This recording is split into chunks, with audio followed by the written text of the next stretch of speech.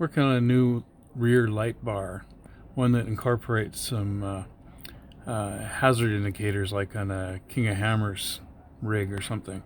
So it's still in development here. I've got a quickly printed 3D covering for all these LEDs, and I've got a circuit off to the side you can't see, but basically it's going to be a brake light controller, and it's going to turn on the flashing hazards. And it also gives a reverse light, so when you go in reverse, it lights up bright. I've got a servo hooked up as well, just to my servo tester, and it's the same signal that's feeding the light bar.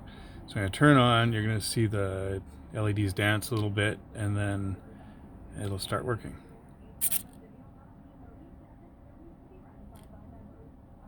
So you got your brake lights, and if I go forward, the brake lights will turn out.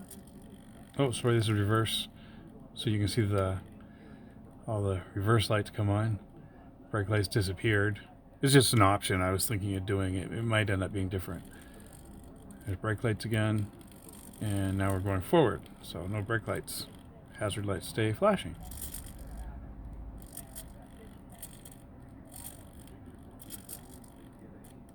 Thanks for having a look.